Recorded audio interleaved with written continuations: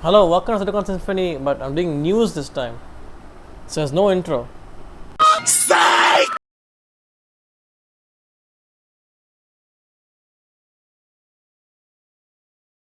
Okay, welcome to my tech news.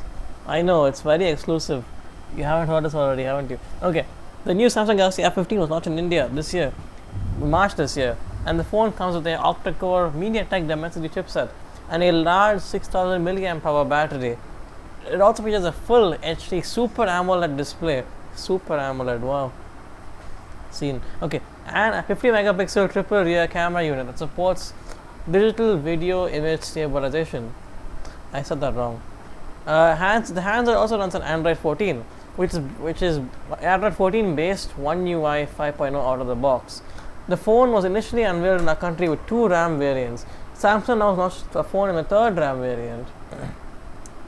Let me just list out the three RAM variants so you're not confused. So the first one is the new 8 GB plus 120 GB variant. That is 8 GB of RAM and 120 GB of storage. And you also, which will come at about 16,000 rupees INR. We also have the initially launched variants, which are the 4 GB of RAM and 120 GB of storage base variant, and the middle of the line now, at least it was top of the line back then, 6 GB plus 120 GB options. The variants are priced at rupees 12,999 and rupees 15,000 or 14,500 respectively. So on to the next thing. Vivo's V30e has a launch date set for May the 2nd. So book your calendars if you really care about that.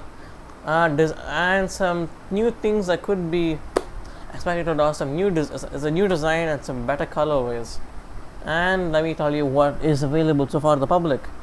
So it is set to launch in India very soon. The company has previously teased the design of the handset. I don't know why I think it's called a phone. I don't care. And now Vivo has revealed the phone's complete design. Now they call it phone. The phone's complete design and color options and features. It has also announced its launch date in the country. The upcoming phone is set to join the Vivo V30 lineup, which includes the Vivo V30 and the V30 Pro. And the existing Vivo V30 phones were unveiled in March this year in India. The company has confirmed in a post on X, formerly Twitter, that the Vivo V30e will launch on India on May 2nd at 12 p.m. Indian Standard Time. The Vivo, I said wow, I like cars too much. The Vivo India microsite of the handset has been updated to show some of its key details. It's shown features a large circular camera module towards the top left corner of the back panel. This holds two camera sensors and an aura light unit. This camera phone is confirmed to launch in two color options, silk blue and velvet red, which I will be showing on screen right now.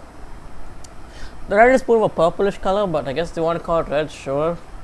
And the blue is a bit dull, but that's a trend nowadays. So Vivo V30 is seen with a dual camera pattern on the rear panel on both the silk blue and velvet red variant, but the latter appears to have a matte finish.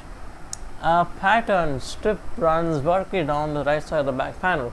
The handset is also confirmed to feature an ultra slim 3D curved display, as it is seen with slim bezels and a centered hole punch slot at the top for the camera. The power button and volume rockers are also placed on the side right edge of the phone. For optics, the Vivo E30e is set to carry a 50 megapixel Sony IMX882 portrait sensor with 50 mm prime focal length and a 2x optical zoom, and at the back a 50 megapixel AI backed selfie camera at the front selfie camera sensor with autofocus in the front. The handset is also claimed to be the slimmest in the segment, to have a 5,500 mAh battery as per the fine print on the microsite. The phone measures at about 7.69 millimeters in thickness.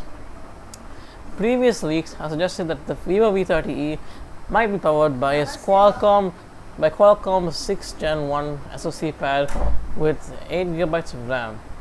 It is also tipped to be with Android 14, or Xiaomi's variant of Android 14. Who knows what it will be.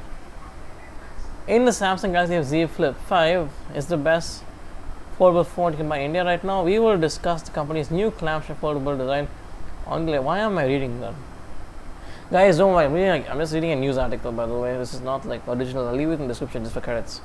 Also, the next new headline and the last one in tech for now, because I'm doing 3, is the Lenovo Yoga Slim 7.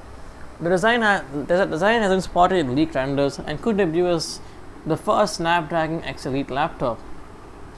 So, some quick highlights. The Lenovo Slim 7 could feature a dedicated Copilot key. The Lenovo Slim 7 is tipped to run an ARM processor, and the Slim 7 is tipped to feature a very slim design. It has it in the name. It's the Fat 7, is it? So, yeah. The design has been leaked by a tipster, giving us the idea of what is to be expected from the next laptop in the Slim lineup. It could firstly be commercially available. It could be the first commercially available laptop to debut with Qualcomm's ARM-based Snapdragon X Elite chips and run on Windows 11 with a focus on AI performance. The leaked images show the Lenovo Yoga 7 will sport a 14-inch display and feature a dedicated Microsoft Copilot key.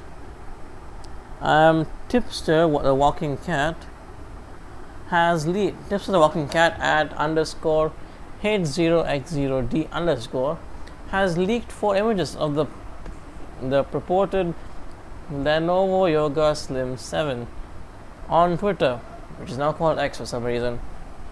The images shared by the tipster show the purported logo, the purported laptop from various angles, running what appears to be Windows 11, and the post is captioned Lenovo Yoga Slim 7 14 in brackets 0.5 Snapdragon edition, suggesting that the laptop will sport a 14.5 inch screen and an audio Snapdragon processor. In the leaked images, we will see the rumored Lenovo laptop with a very slim design and Lenovo's logo on the center of the lid. It has rounded edges and a slightly raised module for the webcam. To the right of I put my microphone off by accident. Raised module for the webcam, and the keyboard is surrounded by 2 stereo speakers, because we don't live in the 1980s, do we? While the trackpad is quite large, at least for the eye. The right side of the spacebar, we can see a dedicated Copilot key, which says that this could be AIE. So, nothing else is leaked by the tipster, but the first image of the laptop is expected to be the first image of a laptop that's expected to be debuted with Qualcomm's flagship grade laptop processor, while Samsung and Microsoft, along with other OEMs, are expected to equip the laptops with the Snapdragon X Elite chip too. So, yeah.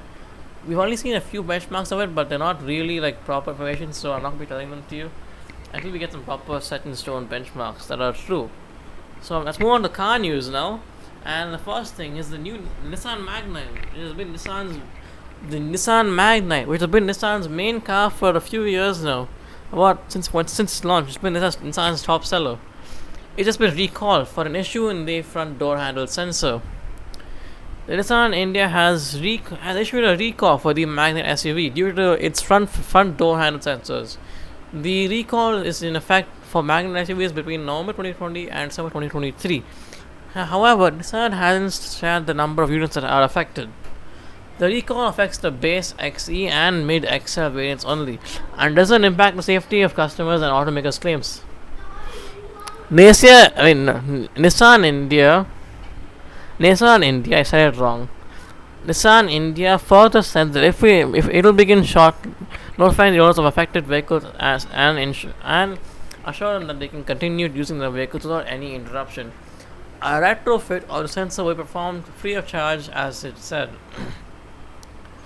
The Nissan Magnite the new facelift of the Nissan Magnite is also set to come to India soon, with a few cosmetic tweaks and a few more features, and obviously 6 airbags is now mandatory, at least on the top variant. Quick little side rant, I feel like this whole 6 airbags thing is kind of a joke, because if it's only mandatory on the top variant, what's the point? Because people don't buy top variants most of the time, they always buy a mid to low variant. And if it's not standard, it's not really a thing. So I thought, when I heard about the rule, I thought they'd make it so that it would be standard on all variants, which wouldn't be, which I understand wouldn't be plausible, as it would make cars too expensive, and that would just be bad for the economy, as car prices are already rising.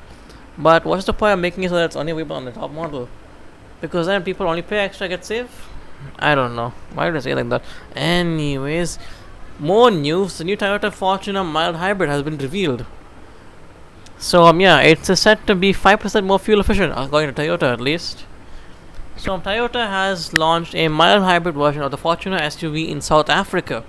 The Fortuner MHEV shares its mild hybrid tech with the Hilux MHEV that was revealed late last year. Following its introduction to South Africa, the SUV is also expected to go on sale in other markets in the coming months. So what's new with the new Toyota Fortuner? Visually, the South African spec Fortuner looks very similar to the Fortuner Legender that is sold in India. However, in the market, the SUV gets more exterior paint shades, and India only gets the dual tone and white and black color options. Just like the Hilux, the Fortuner MHEV is also powered by a familiar 2.8 litre engine, coupled with a 48 volt mild hybrid system. 4.8 it seems. What a lot of power. The hybrid system provides an additional 16 horsepower and 42 Nm of torque, providing a bit extra punch whenever you need to move from traffic lights. Not like I need those, it's pretty powerful already. For a total output of 201 horsepower and a staggering 500 Nm of torque. Toyota says that the Fortuner MHEV has a 5% Toyota claims that the MHEV is about 5% more fuel efficient than the standard Fortuner 2.8 diesel. The Fortuner MHEV comes with a 6-speed automatic gearbox as standard. It has both 2-wheel drive and 4-wheel drive variants on offer. Additionally, Toyota claims that the Fortuner MHEV will get more throttle-specific get better throttle response and a smoother engine restart with its idle start-stop feature. Apart from the mild hybrid tech, the Fortuner also gets a new Toyota Safety Sense ADAS suite and a 360-degree parking camera, along with some minor cosmetic tweaks.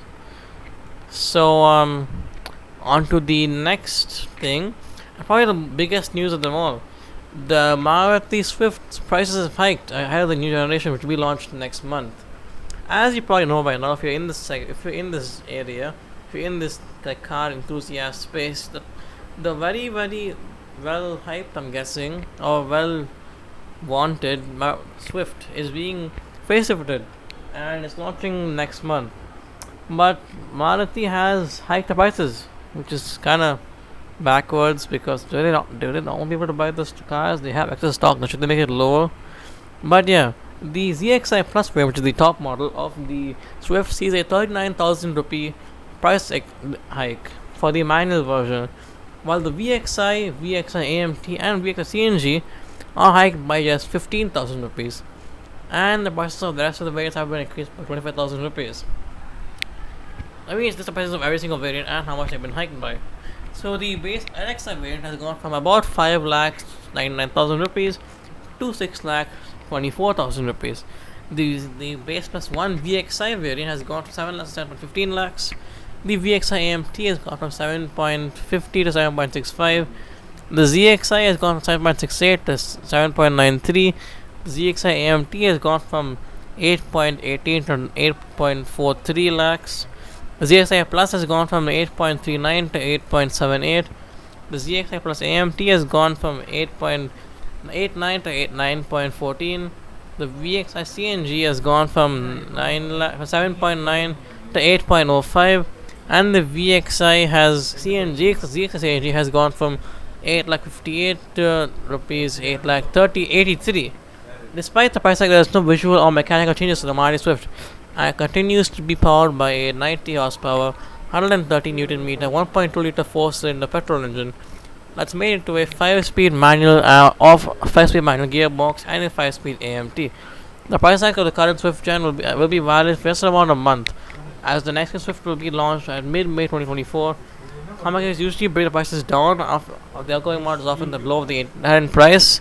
And thanks for watching. That's the news. Hope you liked it. It's been a long time. Okay, yeah.